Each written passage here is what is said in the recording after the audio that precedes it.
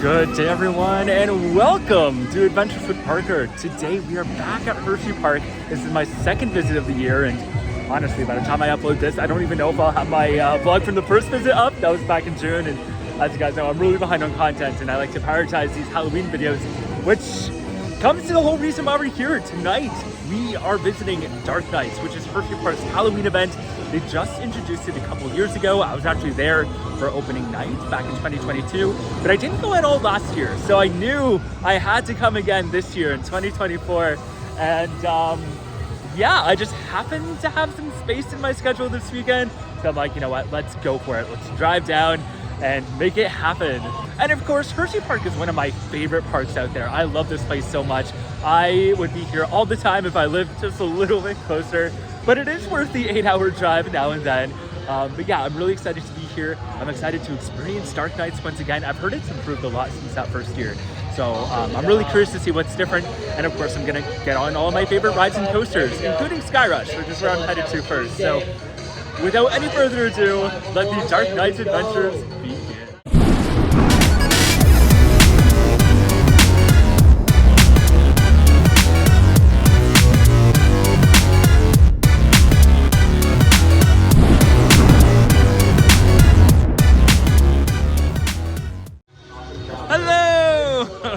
Happy Halloween!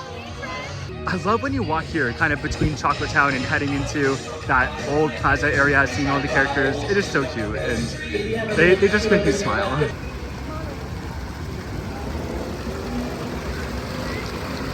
Okay, so as I said before the intro, this is actually my second visit to Hersheypark this year. My first one was with Mike back in June, and I don't know if you're going to be seeing that vlog before this one. I am a little behind and haven't quite figured out the order in which I want to release things, but if it's not out now, it will be out very soon. But the reason why I'm saying that is that I'm headed to SkyRush right now, and I just kind of wanted to say that I've already experienced the new version of SkyRush with the new Restraints, and the last time I did it, I remember liking the change. Like, it didn't bother me as much as a lot of other enthusiasts have said it did. So I'm kind of curious to see if I have the same mindset now, because I only got to do one ride on it. And I think I really needed a few more rides to truly make a definitive judgment about it. So yeah, I'm all that to say is that if you notice any discrepancy between this video and that one, just know that I'm just getting more rides and making a more formulated opinion. All clear, dispatch. 12012, please proceed.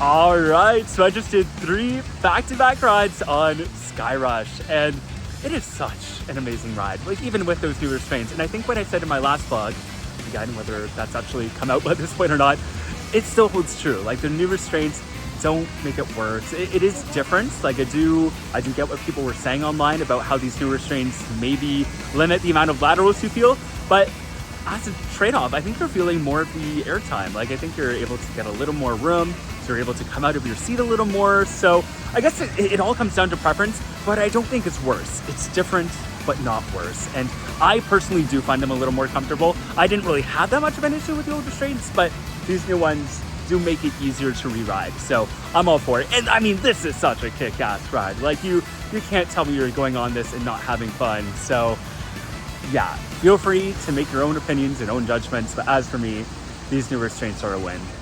I love the way this little creek running through the hollow looks on any given day, but especially today for dark nights with all the fog. It just looks so eerie, and I can only imagine what it's gonna look like when the sun goes down. But I also want to draw your attention to all the activity going on over there. So that is construction for Hershey's new for 2025 ride, which is going to be an S&S Scream and Swing called Twizzlers Twisted Gravity. So we can't see too much going on at the moment, but I think this is gonna be a really fun ride. I mean, I love S&S Scream and Swings, at least the ones that I've been on so far. Skyhawk at Cedar Point might be my favorite flat ride at that park. So I'm really excited to see one come here. And I mean, this is a great spot for it too. Right by the creek, it's really going to look amazing, both on and off ride. I mean, it's just a perfect location for it. And yeah, I'm just really happy for Hersheypark and their new addition here.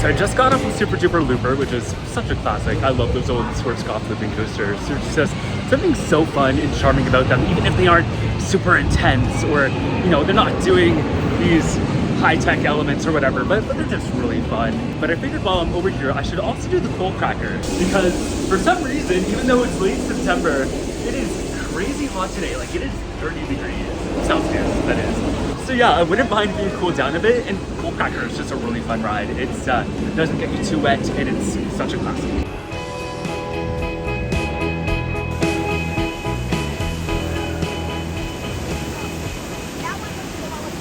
Alright, I just did my ride on Coal Cracker, which is super fun. And as you can see, I'm not very wet. Like, you just get a nice little sprinkle at the bottom of that drop, but I don't know, like, there's nothing like intrinsically outstanding about it, but I think just the classicness of it is what draws me in. I just think it's just, like I was saying before, it's just a really cute ride. Anyways, the park has been open for an hour. It is now 6 o'clock, which means the spookiness has started. So there should be monsters in the scare zones. All the mazes should be open.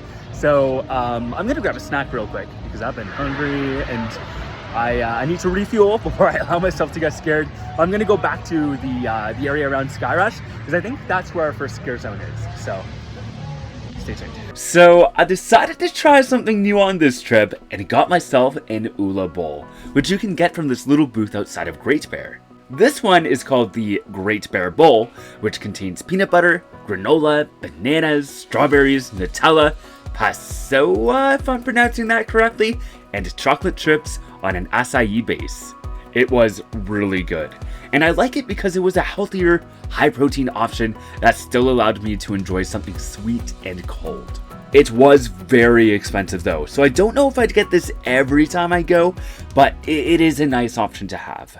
Alright, we are now going into our first scare zone of the night, which is Darkstone's Hollow. Now, I want to say this was accompanied by a maze during the first year. I don't think they kept it for this year, but basically it's like a freak show / twisted menagerie kind of thing. Hello! Welcome to the Hollow! Thank you! Oh my lord, I have use for you! Oh, you do? Yes, some of my monsters got out of their cages here recently. Okay. And you're going to go retrieve them for me. Me? Okay. You look like a strapping young lad, foolish enough to undertake on this endeavor. Go across the bridge into the Hollow and find me my Albatwitch. Alright, an Albatwitch. Yes, bring it back. I will try. I'll do my best. Go! Okay. What are you waiting on? Alright, are any of those an Albatwitch? No, just the most horrifying creature known to man, the Canada Goose. I think I'd much rather face an Albatwitch than one of these. Ooh, this doesn't look good. Hello? Hello. What's your name? Parker, what's yours? Oh, Parker. give me a name and I forget it. It's okay. I do the always same do. thing all the Oh my- time. You know what? You might have to ask somebody else. I'm a little crazy today. I That's can't make fair up my enough. mind. You know what? We all have Yeah, those days. my God, it might be because of this right here. Oh, yeah, Yeah. that would do it. That I would got do hit it. on the head. Just a little too hard. Oh, no. Maybe this guy's the Albatwitch we were looking for. I don't know. He's kind of freaky. Definitely not our Albatwitch. Oh my goodness, someone left the oven on. I wonder what they're cooking. Yes. She is serving. Free creature repellent. Free Even creature for you. repellent. Oh, Yeah, thank there you. go. Oh, that is so cool.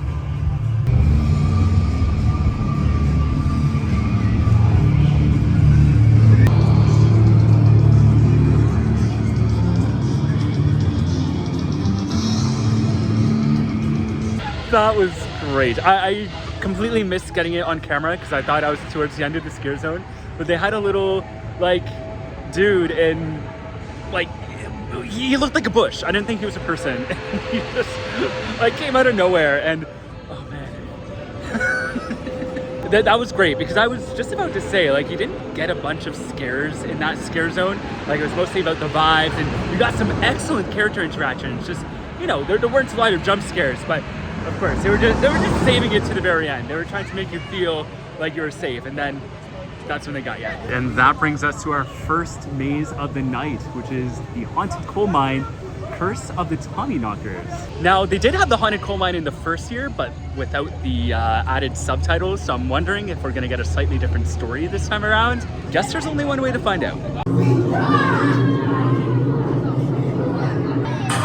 Attention, you are now descending 1,900 feet into the coal cracker mine.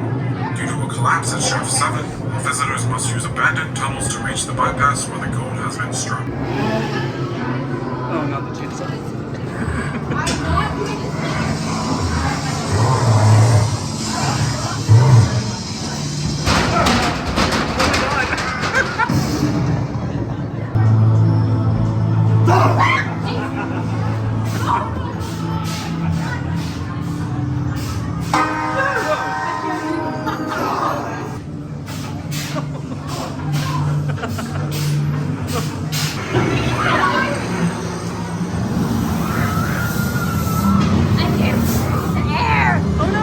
I think I remember this part from previous years.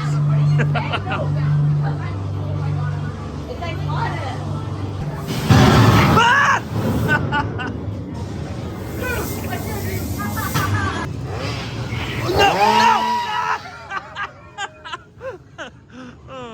gotta love a chainsaw ending. Alrighty, we survived our first Dark Nights maze. That was really well done. It's more or less how I remember it from my first year. Maybe there's a few differences, like they might have swapped out a few scenes, but a lot of elements were the same, like the elevator as you descend into the mine, and that room with the what looks like you're in the water. So that was all the same, but I think there might have been a few differences. I don't know, it's been too long since I've been here, but it is really well done. I got some great scares there. The costuming is really good too. I'm just very impressed with this event. I was my first year, and that's holding true so far. Now I'm excited for the rest of the mazes because I think that's where we're going to see the most differences and the most improvements. Plus there's 2 new mazes that I haven't had a chance to experience yet. So yeah, let's keep going because every other maze and scare zone is towards the back of the park. This was the only one towards the front here. So let's go and get those out of the way. So in addition to all of the scary Dark Nights offerings, like the haunts and scare zones, Hersheypark Halloween also does some family-friendly things, including this, which is Treatville, which is basically an opportunity to go in and trick-or-treat through the water park. Now, I think because I'm on such a tight schedule, like I don't even have 3 hours to go until park closing, I'm gonna skip the trick-or-treating because obviously my priority is to do all of the spooky stuff. And I think I'm even gonna skip out on coasters until I get through the rest of the houses. I do hope I can get a ride on Wildcat's Revenge or something. But yeah, I think my plan is just to focus on the houses until I get through them all. Speaking of which, we are now heading into our next scare zone, which is called the Fallout Zone. I don't remember if this was here last time or not, but we're already seeing some characters. Make it in time!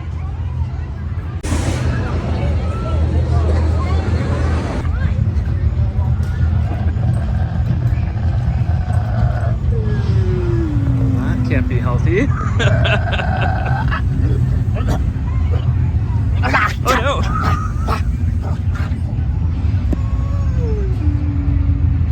Should I go to first aid and get some help for that guy? I don't know what to do. I'm sure he'll be fine. I'm gonna keep going this way. Oh, this is cute. Look at this game stand. Has rats. I love that. I don't even know what it's called normally, but that overlay is amazing.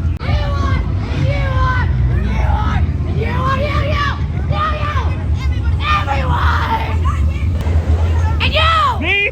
You'll be part of it too! No! Do you feel any different? Do you feel any different? I need to record all these results! Girl, I'm doing my thesis. I feel ya. Okay, we seem to have found a little spot of refuge here between Fallout Zone and the Midway of Misery. So while we have a steady heartbeat, we're gonna go in and check out the Dark Knights Emporium, which is where you'll find all of your Dark Knights merchandise and t-shirts and goodies and, you know, all of that good stuff. So here we have some of the big, the main t-shirts, I guess, that represent all of the houses. A couple of different designs to choose from, which is nice. Gotta love the variety there. Then one of my favorite things that Dark Knights offers are these little take-home candles. I'm so tempted to get one. I don't know, maybe towards the end of the night because I don't want to carry it around for now, but yeah, I just love how they have a scent for every single house that they offer, and that is just so unique and so cool, and I think more haunts need to do this. Also, this is the park's version of a no-boo necklace, so if you don't want to get scared by the scare actors, you can wear one of these, and in theory, they'll leave you alone. And obviously, this is not something that I really want, because I come here to be scared, but it is here if you need it, and it is so cute. Like, you can't deny how adorable that is with the little Reese's design, so that's really neat. I was wondering if they offered something like that here, and lo and behold, we have it. Some more merch over here, sweaters, water bottles, socks, some cute little bags here as well. Oh man, gotta love that. Just some general home decor for that spooky person in your life. Some more socks. I need some socks. I need some spooky socks. Who doesn't love spooky socks? So I'm definitely considering getting a candle. Like I said, I don't want to buy it now because I don't want to drag it through the park for the rest of the night. But I might try to swing by here before park close. But now it's time for our next scare zone, which is the Midway of Misery, which is one that I do remember from the opening year.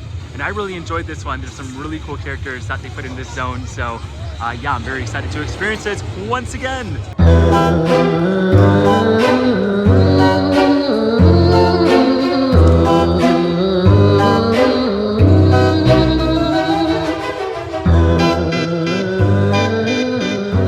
It is taking all of my willpower to walk by the entrance to Wildcat's Revenge, especially because I don't think it has a big line right now. But just to the right of it is our next maze, which is the Descent Catacombs of Decay, another returning maze from the first year. Also, I gotta say, it's been a really good night so far in terms of lines, because last time when I was here, this entire cattle pen was basically full. I remember waiting an hour for this one, and it looks like we're more or less gonna be able to walk right on in, so that's great. Oh, gotta love starting a maze with a big cloud of fog. But I mean, look at those views of Wildcat's Revenge, that's awesome. But the maze really begins up in this building, Rare Books and Antiques. Welcome to Violet's Volumes, Rare Books and Antiques. I'm Violet. Come in. We have rare books and antiques, and books I would not recommend reading out loud at nighttime, and donuts. Enjoy the book collection down the hall, then come back for donuts. She seemed nice.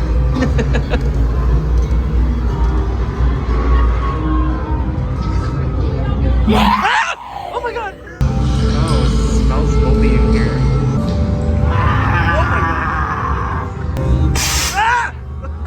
Just there. All good. Oh wow, water is dripping from the ceiling.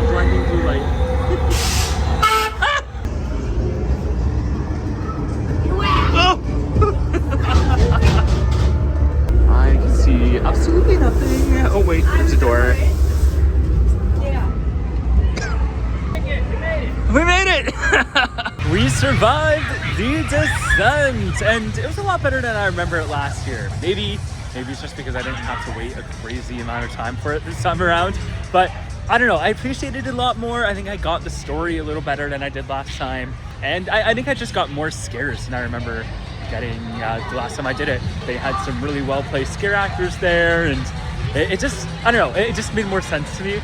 And yeah, big improvement over the first time I did this one. Oh my gosh. Hello!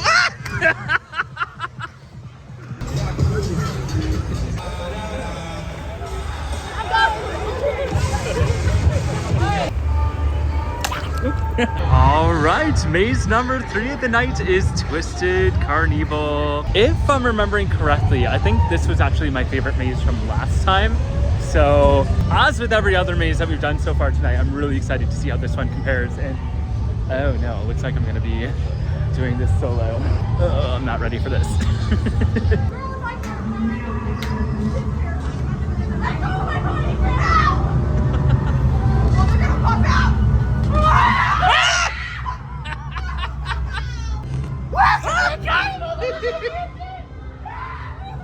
Whoa, oh, that's me! Oh god, terrifying! Oh, hell no! Oh my... Ah! Oh, that's me! You all look lovely. Oh. You're pretty. You're really pretty. Abby, I can't see because you're pulling away from Angela. Maybe I'm gonna cry. Abby.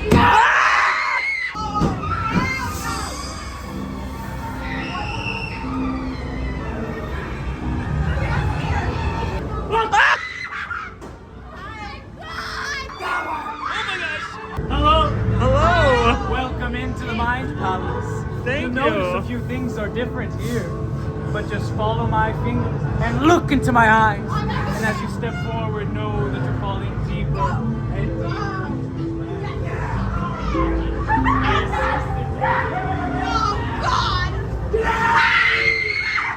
Okay, so like I was saying before, that was my favorite maze from last time, and I think at least so far that is still holding true.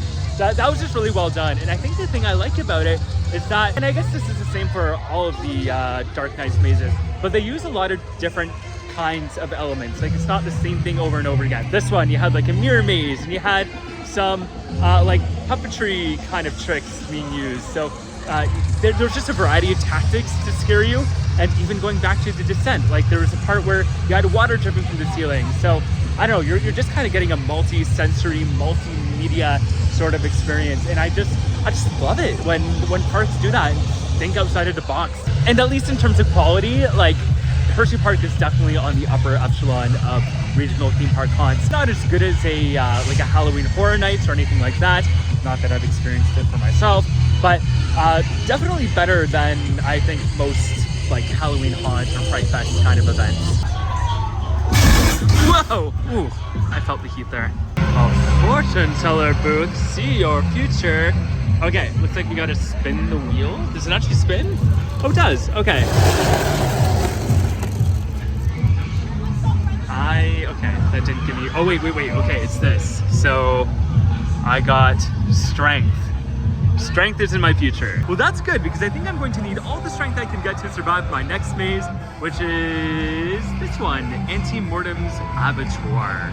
Now, this is a new one for me. I believe this one was added last year, so yeah, I haven't experienced this one yet, so this is going to be a brand new experience. Oh my gosh, I love that pun. Mass Acres Farm, genius. Hey, gone all day! Oh, you smell good. Oh god, it smells really bad in here. Ugh. All that fresh meat, let's go! Come on! What are you looking at? Whoa, okay, that is jarring.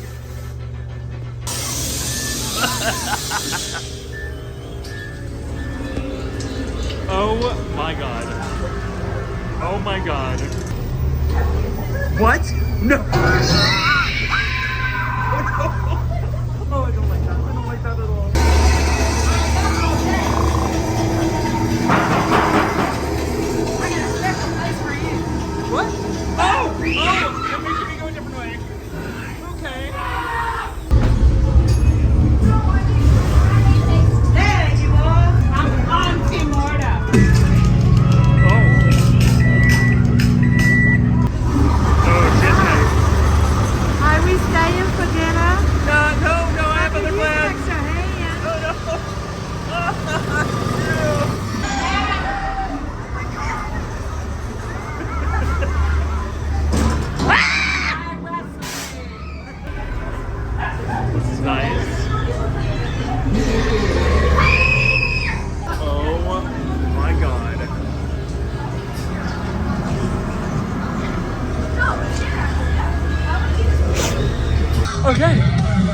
might have a new favorite now. That was really, really good. The sets were very detailed. I love how it kind of like took you through each room, starting from like, you know, like the slaughterhouse to the kitchen to the cafe. Like, I don't know, like there's a very logical and kind of narrative flow to it.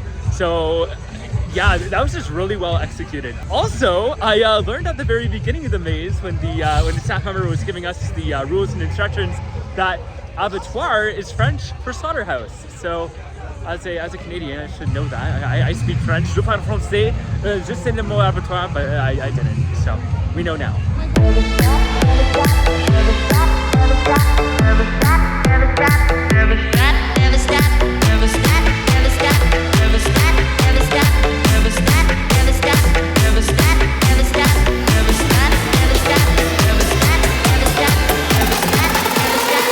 Stop dreaming.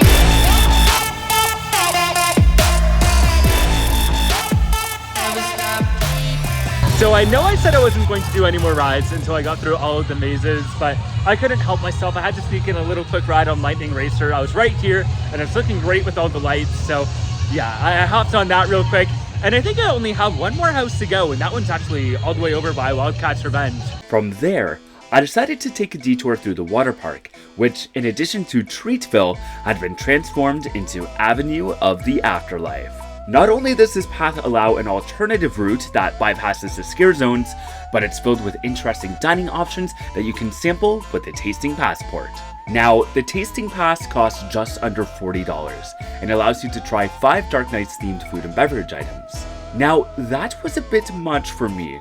Maybe if the park had been open longer, or if I found out about it earlier, it might have been something I considered, but I just decided to buy a single item from the Reactor Rations booth.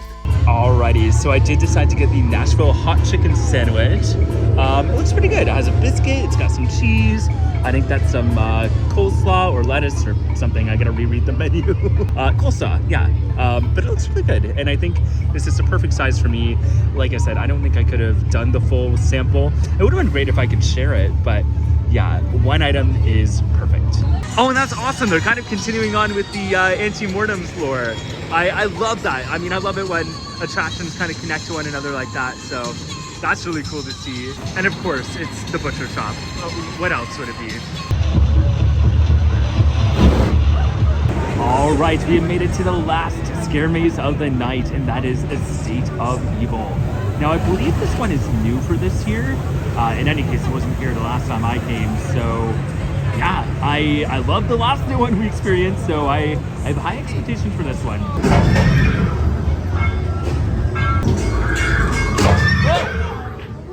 Oh, there's a horse. Oh, okay, hi. I can't wait to rip out your spine and use it as a coat rack. Can't say I can relate.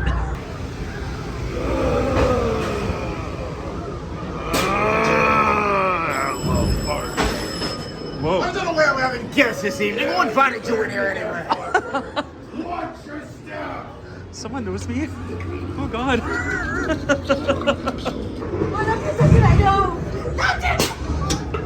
No! She did. Oh, she alive.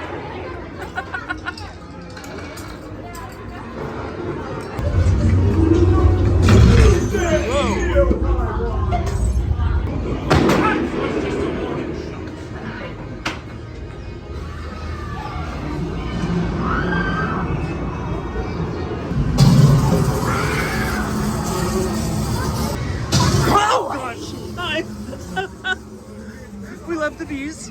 We respect our beekeepers. See, I'd love to do something like this with my yard, maybe with less scary, spooky people around. But, you know, we love the ivy motif.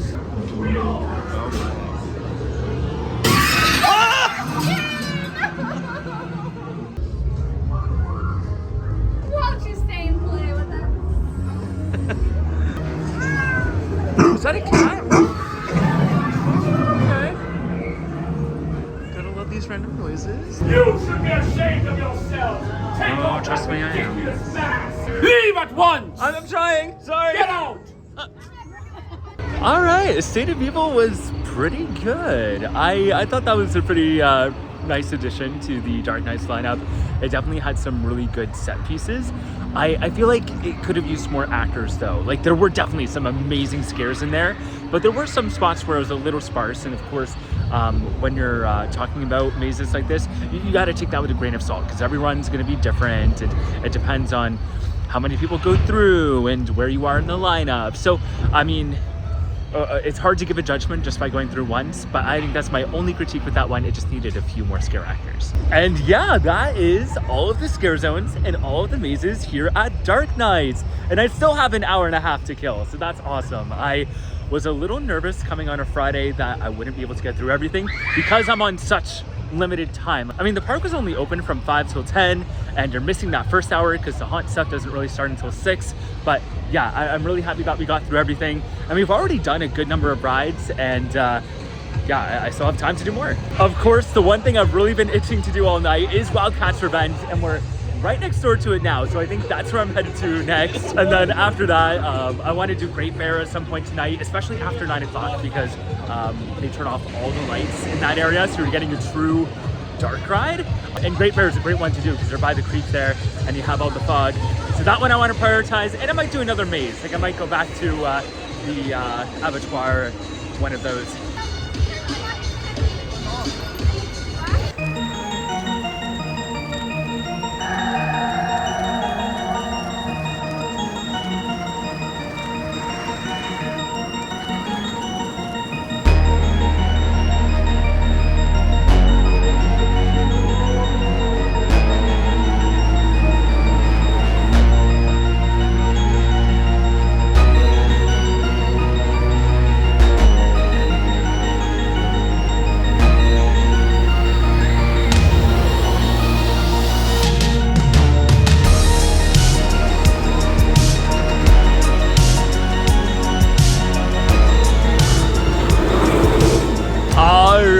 I got my ride on Wildcat's Revenge, and yeah, it's still one of my favorite coasters in the entire world. Like, honestly, this and Velocicoaster are neck and neck for me, and they're two very different rides. I mean, very different systems, very different experiences, but both are so good, and I'm just so happy that I'm able to come here at least a couple times a year to experience it. So yeah, I'm very happy that I managed to get on it tonight. Now, I was considering popping back in line to do even more rides on it, but I don't know, because I kind of want to squeeze in another go through of Auntie Mortem's Abattoir. I've decided that it's my favorite maze of the night, so it deserves at least one more time experiencing. And then, like I said, I want to do Great Bear, and I still haven't done Storm Runner today either. I was kind of in that area, but it was down at the time, so I do need to work my way back there too. And I only have 50 minutes to go before the park closes, so I think I'm going to prioritize those things.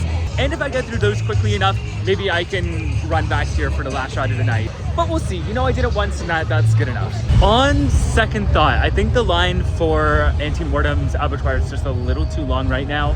So I'm going to do Twisted Carnevil instead, because that one is pretty much a walk-in.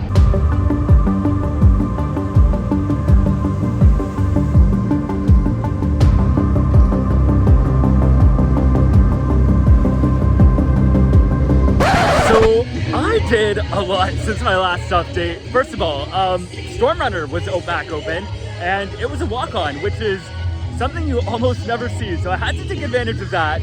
From there, I went straight to Great Bear to get my night ride in the fog, and it was amazing. I mean, I don't think I've ever done the front on Great Bear before, now that I think of it, so kind of cool to get that experience. And then, like I said, like in the dark, in the fog by the creek, like the aura was phenomenal. From there, I was kind of considering doing a few different things. I thought maybe I could go to SkyRush, maybe I could go back to the front of the park for Pandemonium.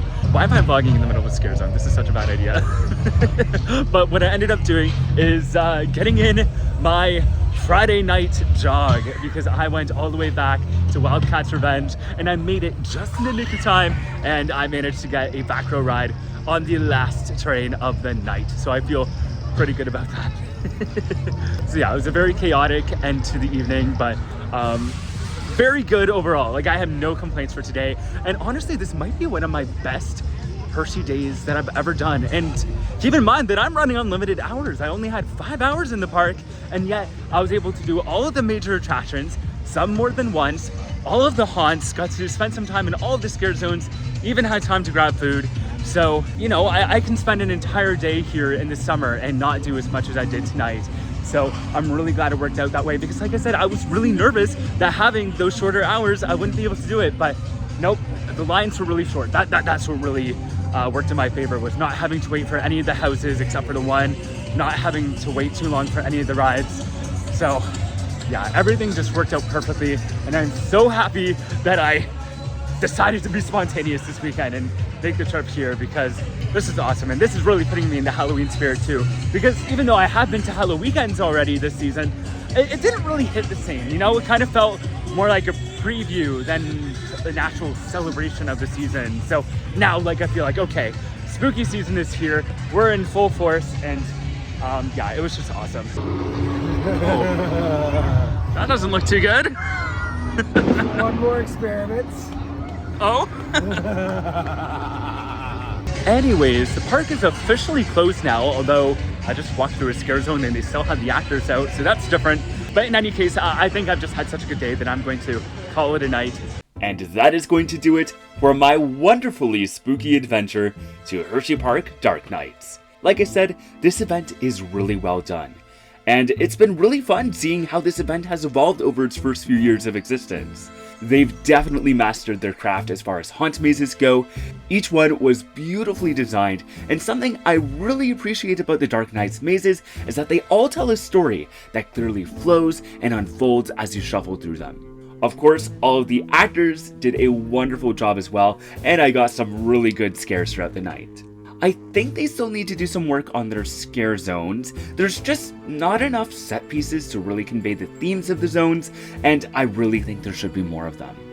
Darkstone's Hollow was pretty good, but of course, that one started out as an outdoor maze, so they already had the sets for that. But if Hershey can get the others to that level, they would be golden. The only other thing that Dark Nights is missing is a show. But I mean, that's always been a bit of a weak spot for Hersheypark, as they don't really have any shows during the regular season apart from the Seal and Sea Lion one. But yeah, this is only the beginning as far as my haunt content goes. I have a lot more videos to come, including a vlog from Dorney Park, which I visited the very next day. So if you don't want to miss that or any of my other future adventures from theme parks, attractions, and beyond, you might want to consider becoming a subscriber. You can also find me on social media. I'm at ADBParker on Instagram, Threads, and Twitter, and at Adventures with Parker on TikTok and Facebook. As always, big shout out to my Patreon members for always going above and beyond in supporting this channel. And if you're interested in supporting the channel with a monthly donation in exchange for sweet perks and bonus content, you can visit patreon.com/ADBParker to learn more. Once again, thank you so much for watching, and until next time, the Spook Ventures are calling.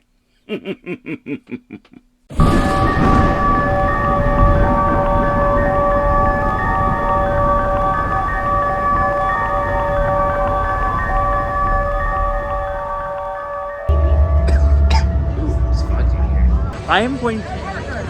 Hey! I'm watching YouTube. Oh my gosh, that's awesome!